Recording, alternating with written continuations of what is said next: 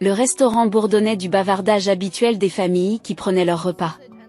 Mais pour moi, tout était en sourdine, comme si j'étais assise dans une boîte en verre et que je n'entendais que des échos. Le poids de l'épuisement s'accrochait à mes os, le genre de lassitude qui ne vient pas seulement d'une longue journée, mais d'années de prise en charge d'un fardeau que personne d'autre ne semblait reconnaître. Assise à la grande table ronde, je regardais mon père parler avec animation à mon oncle. Et ma mère était assise à côté de lui, hochant la tête avec un doux sourire. Tandis que mon frère, Ryan, était adossé à sa chaise, faisant tourner une fourchette entre ses doigts comme s'il avait tout le temps du monde. Il n'avait aucune idée de ce que j'avais vu. Le message était encore frais dans mon esprit, gravé dans mon cerveau comme un fer rouge. Elle ne sera jamais aussi bonne que son frère. Mais au moins elle paie nos factures. Ces mots me paraissaient surréalistes. Mon père les avait tapés, avait appuyé sur envoyer et avait continué sa soirée comme si de rien n'était. Comme si je n'étais rien. J'ai jeté un coup d'œil à mon assiette, qui n'avait pas été touchée. Mon estomac était noué, un mélange de rage, d'incrédulité et d'un mal profond et déchirant que je n'arrivais même pas à assimiler. Je voulais crier. Je voulais attraper son téléphone, le lui envoyer à la figure et lui demander si c'était vraiment comme ça qu'il me voyait. Mais qu'est-ce que cela ferait? Aurait-il honte? S'en soucierait-il? J'ai resserré ma prise sur ma fourchette, mes jointures devenant blanches. Et c'est là que j'ai pris ma décision. J'en avais fini. Fini d'être leur filet de sécurité. Fini de me casser la figure pour qu'ils puissent vivre confortablement en me ridiculisant derrière mon dos. Fini de sacrifier mon bonheur, mes rêves, ma santé mentale pour une famille qui ne voyait en moi qu'un chèque de paie. Ils ne le savaient pas encore, mais ce soir serait la dernière nuit où ils me prendraient pour acquis. Prenant une profonde inspiration, j'ai forcé un sourire et j'ai regardé mon père de l'autre côté de la table, la voix légère, presque enjouée. Papa, dis-je en inclinant légèrement la tête. Ton téléphone n'arrête pas de sonner. On dirait que quelqu'un essaie de te joindre. J'ai observé la façon dont son expression a vacillé, juste une fraction de seconde, avant qu'il ne se ressaisisse. Il a pris son téléphone et jeté un coup d'œil à l'écran. Puis, comme si de rien n'était, il l'a reposé. Juste des trucs de boulot, a-t-il marmonné en buvant une gorgée de son verre. Menteur, dis-je en souriant plus fort. Oh, ça doit être important si ça arrive pendant le dîner. Ma mère a jeté un coup d'œil entre nous, sentant que quelque chose n'allait pas. Ma chérie, tu es si silencieuse. Tout va bien? Je l'ai regardée. Cette femme à qui j'avais envoyé de l'argent tous les mois pour qu'elle n'ait jamais à se soucier des courses, de la maison, des factures. La même femme qui était assise à côté de mon père lorsqu'il a envoyé ce message. J'aurais pu les confronter à ce moment-là. J'aurais pu les assommer, sortir, faire une scène. Mais ce n'était pas suffisant. Non, ils avaient besoin de sentir ce que c'était que de perdre leur fondation. A eu lieu de cela, je leur ai adressé un dernier sourire poli et j'ai pris ma fourchette. Tout est parfait, maman. Et j'ai pris une bouchée. C'était le dernier repas que je partageais avec eux en tant qu'éducatrice. Ce soir-là, alors que je rentrais chez moi, mon téléphone s'est illuminé de messages de mon père, de ma mère, de mon frère. Tous supposaient que j'allais transférer le montant habituel sur leur compte. J'ai lu chaque message avec attention. Ryan, et, le loyer est dû dans quelques jours. Peux-tu m'envoyer le montant habituel? Maman. Chérie, je sais que tu es occupée, mais peux-tu payer l'électricité ce mois-ci? Je te rembourserai, bien sûr. Papa, j'ai quelques trucs à faire. J'ai besoin de fonds supplémentaires. Envoie-les quand tu pourras.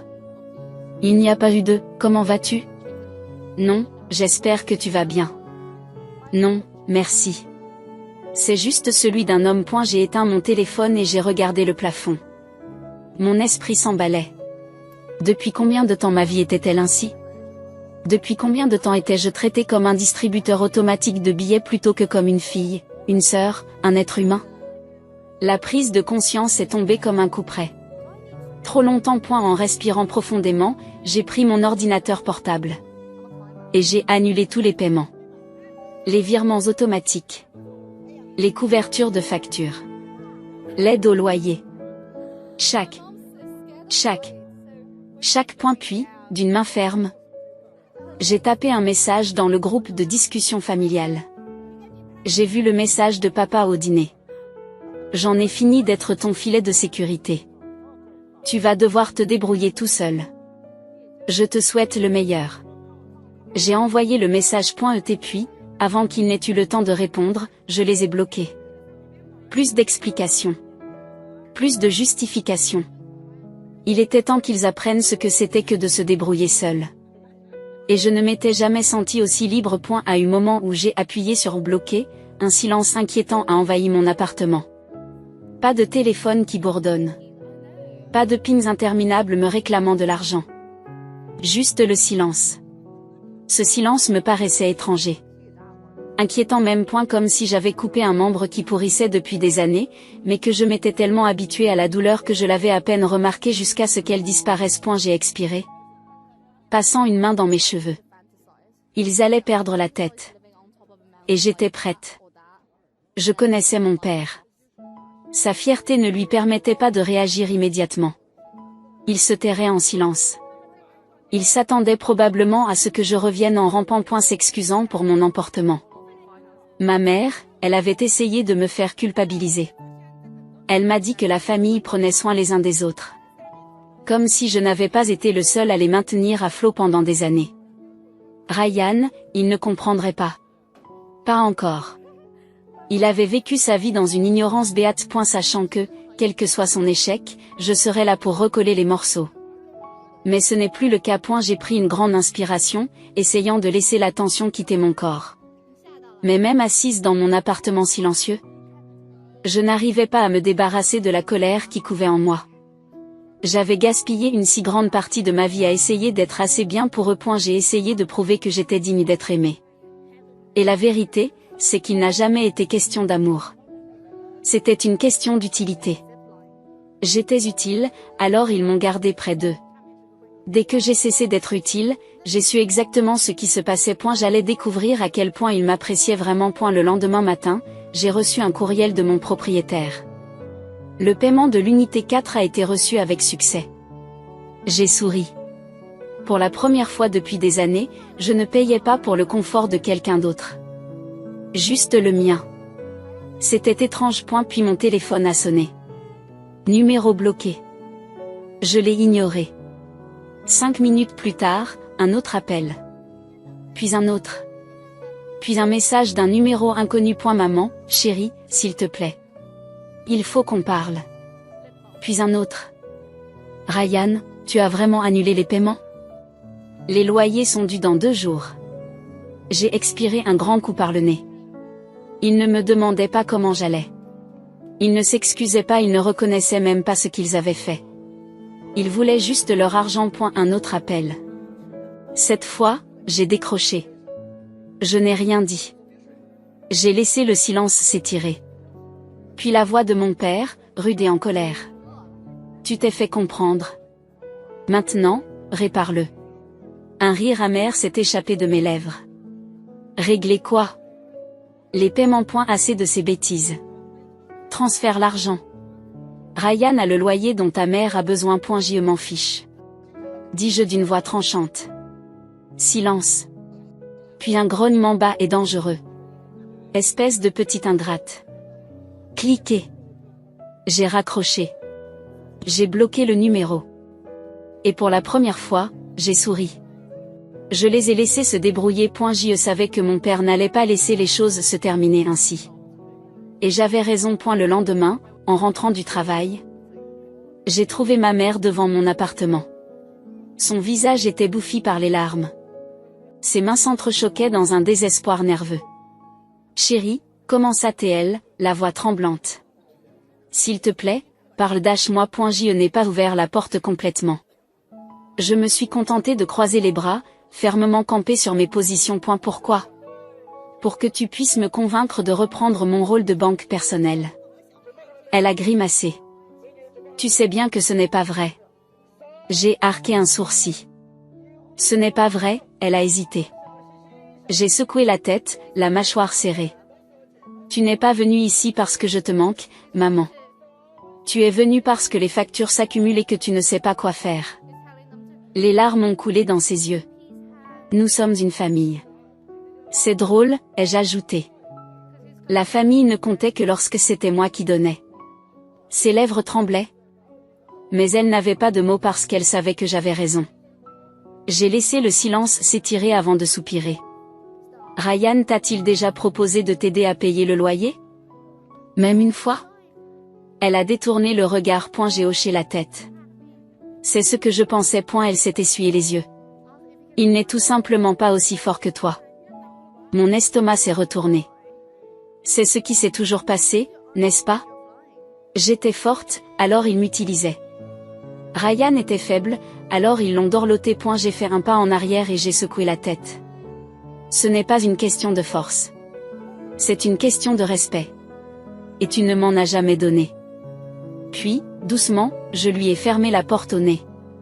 Et pour la première fois de ma vie, je ne me suis pas sentie coupable. Une semaine s'est écoulée. Puis un message.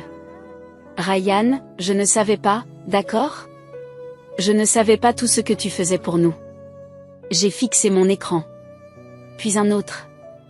Ryan. Je pensais que maman et papa s'occupaient de tout. C'est juste que... Je n'y ai jamais pensé. Je n'ai jamais eu à le faire. J'ai laissé échapper une lente respiration. Pour la première fois, ce n'était pas une demande. Ce n'était pas une excuse. C'était honnête. J'ai pensé à l'ignorer. Mais ensuite, je me suis souvenu. Il n'était pas l'ennemi. Il était tout autant le produit de mes parents que je l'avais été. J'ai donc répondu. Maintenant, tu sais. Alors, qu'est-ce que tu vas faire? Les points sont apparus. Puis ont disparu. Puis, après une longue pause.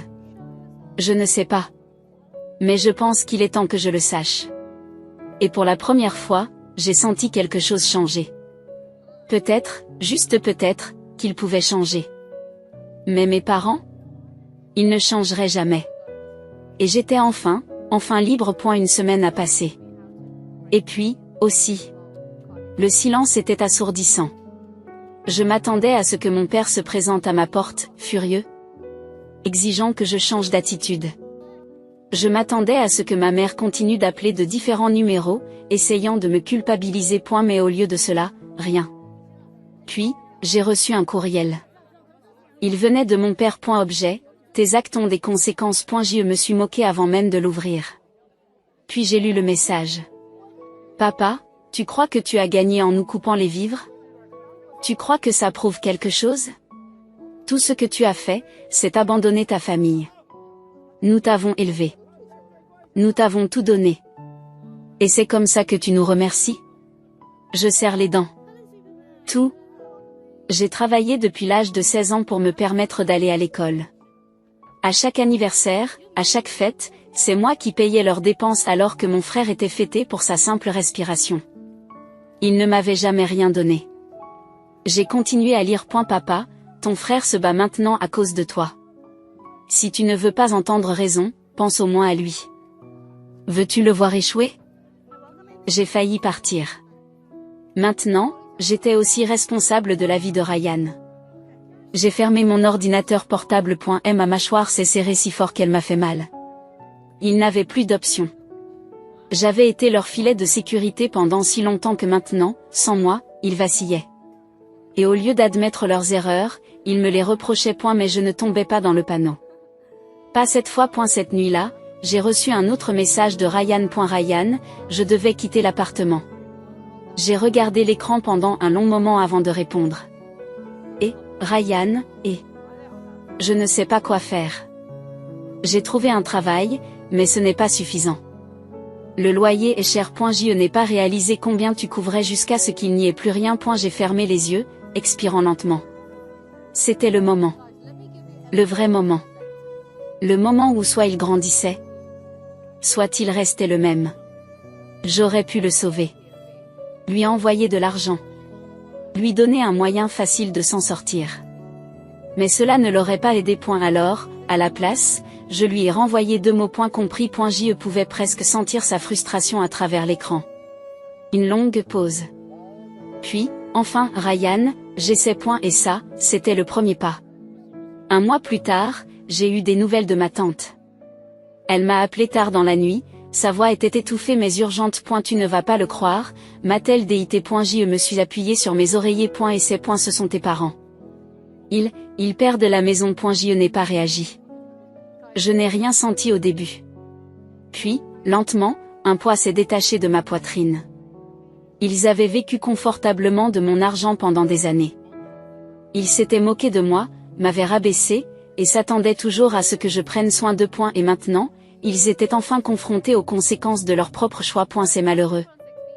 Dis-je simplement. Ma tante hésite. Ta mère pleure depuis des jours. Elle dit qu'elle ne sait pas quoi faire. J'ai serré la mâchoire. Elle ne savait pas non plus quoi faire quand je payais leurs factures. La seule différence, c'est que ce n'est plus moi qui répare leurs erreurs. Ma tante soupire. Je sais. Je voulais juste te le dire avant que tu ne l'apprennes par quelqu'un d'autre. J'acquiesce. Ma voix s'est calmée. Merci de m'avoir prévenu. Pour la première fois de ma vie, j'ai raccroché sans ressentir la moindre culpabilité. Quelques jours plus tard, ma mère a finalement appelé d'un numéro que je n'ai pas reconnu. J'ai décroché. S'il te plaît, a-t-elle sangloté. S'il te plaît, ma chérie. Nous allons tout perdre. J'ai pris une lente inspiration. Que veux-tu que je fasse? Aide-nous encore une fois, me supplie-t-elle. Juste assez pour nous remettre sur pied. J'ai ri. J'ai vraiment ri. Tu veux dire comme toutes les autres fois? Elle a étouffé un sanglot. Je sais qu'on t'a fait du mal. Je sais que ce que ton père a dit était mal. Mais il a peur, ma chérie. Il n'a jamais eu à se soucier de l'argent auparavant. Nous ne savons pas quoi faire. Je laisse le silence s'étirer avant de parler. Tu as eu un fils, dis-je, la voix froide. Tu t'attendais à ce qu'il règle tes problèmes? Elle a gémi. Je connaissais déjà la réponse. J'ai expiré. Tu as fait tes choix, maman. Maintenant, tu dois vivre avec. Et sur ce, j'ai raccroché. Pour de bons. Un mois a passé. Et puis, aussi. Je m'attendais à d'autres appels désespérés de mes parents. D'autres messages manipulateurs essayant de me faire revenir. Mais au lieu de cela, c'est Ryan qui m'a contacté. Ryan, j'ai trouvé un deuxième emploi. C'est dur, mais je comprends maintenant. Je comprends vraiment.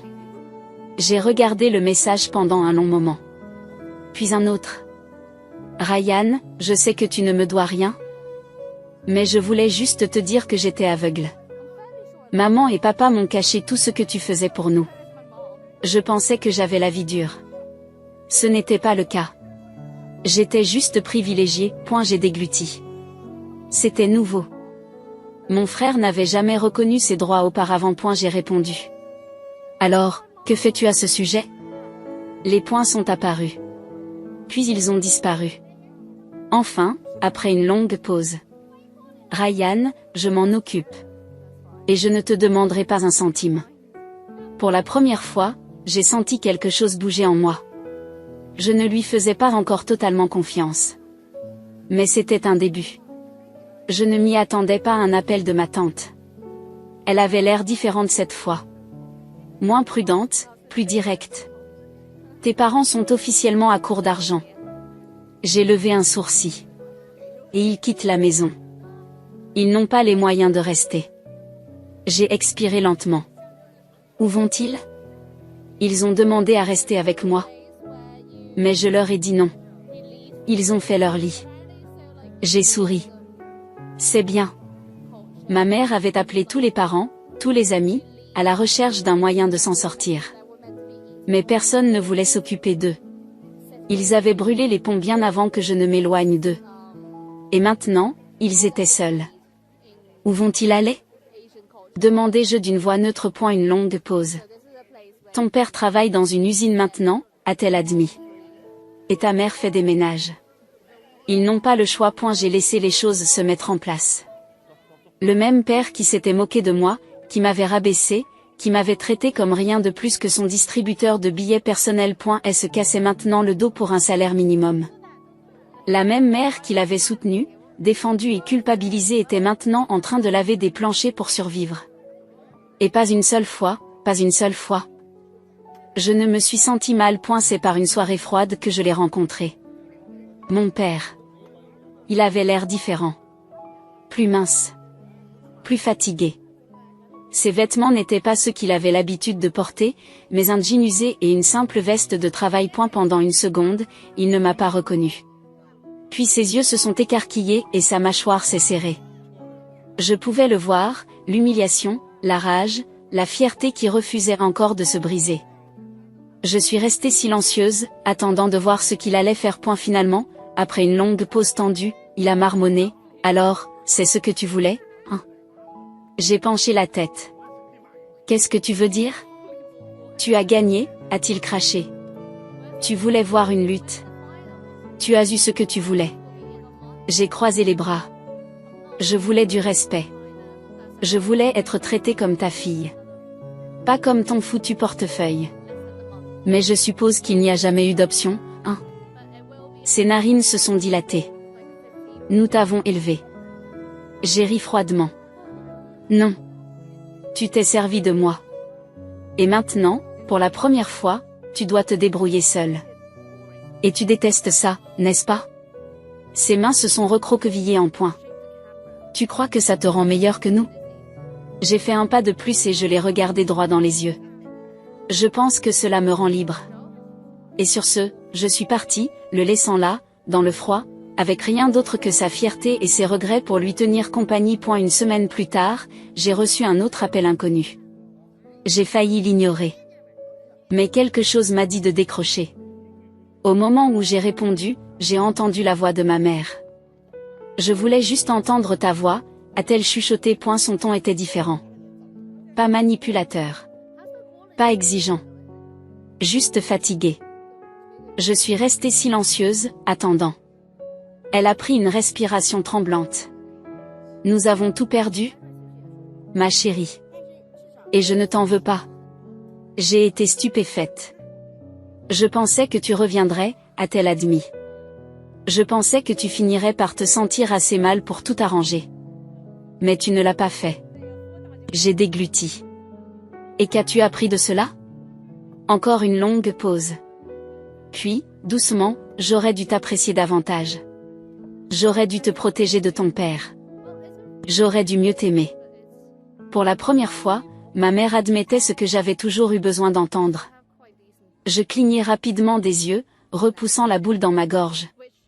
Et maintenant, a-t-elle laissé échapper une lente inspiration, maintenant, je veux juste. Je veux être meilleure. Je ne m'attends pas à ce que tu me pardonnes. Mais je veux que tu saches que je le vois enfin. Je te vois enfin. Un silence s'est installé entre nous. Finalement, j'ai hoché la tête. J'apprécie cela, j'ai dit, d'une voix douce mais ferme. Elle a reniflé, je t'aime. Ma chérie, je ne lui ai pas répondu. Mais pour la première fois, je ne lui ai pas raccroché au nez non plus. 3 mois ont passé. Je m'attendais à ce que Ryan reprenne ses vieilles habitudes, qu'il trouve un moyen de manipuler la situation comme le faisaient toujours nos parents. Mais il ne l'a pas fait. Au contraire, il a continué à travailler. Avec acharnement. Il a fait des heures supplémentaires. Et elle a cessé de m'appeler à l'aide. Et quand il m'a finalement contacté, ce n'était pas pour de l'argent. C'était juste pour parler. Ryan, j'ai enfin économisé assez pour avoir mon propre appartement. C'est petit, mais c'est le mien. J'ai regardé le message, quelque chose se tordant dans ma poitrine. C'était le frère que j'avais toujours voulu. Pas l'enfant gâté.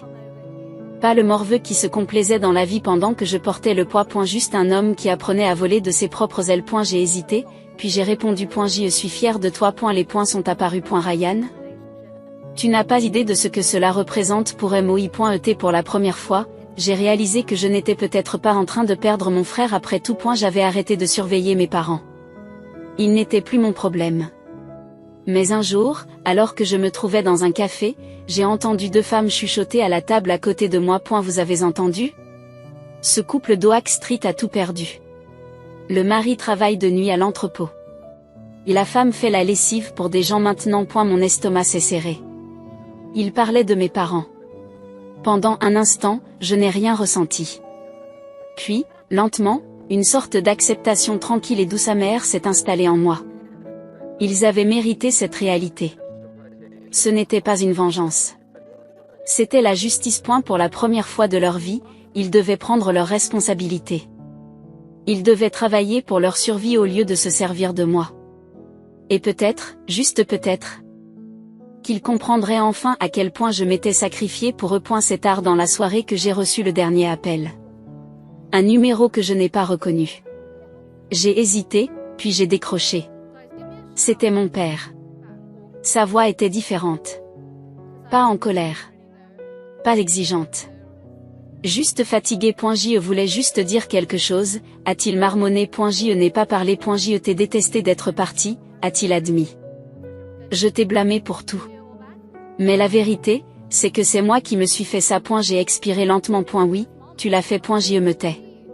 Puis, d'une voix si calme que je ne l'ai presque pas entendue. J'avais tort à ton sujet. Je déglutis. C'était la chose la plus proche d'une excuse que j'obtiendrais jamais. Mais je n'en avais pas besoin. Parce que je n'étais plus en colère. J'avais gagné. Pas en les regardant souffrir. Pas en les punissant. J'avais gagné parce que je m'étais éloigné et que je ne m'étais jamais retourné. C'était ça. La vraie revanche. Je me suis assise sur le balcon de mon nouvel appartement, regardant les lumières de la ville scintiller au loin. Pour la première fois de ma vie, j'étais libre. Sans culpabilité. Pas de ressentiment. Pas de pression incessante pour être la fille parfaite et obéissante.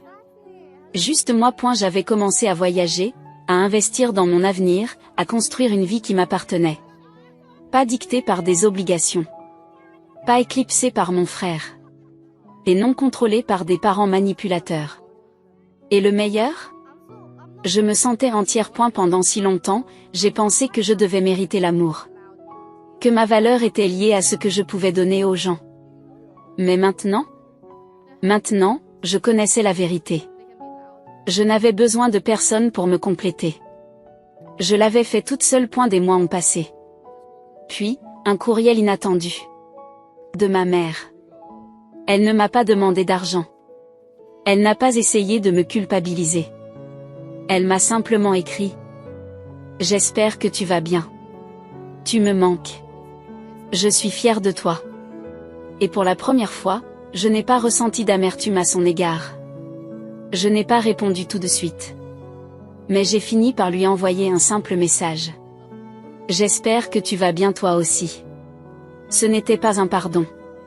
Ce n'était pas une invitation à revenir dans ma vie. Mais c'était de la gentillesse. Parce que peu importe ce qui s'était passé, j'avais grandi au-delà d'eux. Et je refusais de laisser leurs erreurs endurcir mon cœur. Un jour, des années plus tard, je suis passée devant un père et sa fille dans le parc. Elle n'avait pas plus de 10 ans et tenait la main de son père tandis qu'ils riaient ensemble. Pour la première fois, je n'ai pas ressenti de jalousie. Je n'ai pas regretté ce que je n'avais jamais eu. Parce que j'avais trouvé la paix. J'avais construit une vie qui était la mienne. Remplie d'amour, de respect et d'estime de soi. J'avais brisé le cycle. Et en fin de compte, c'était la plus grande des vengeances.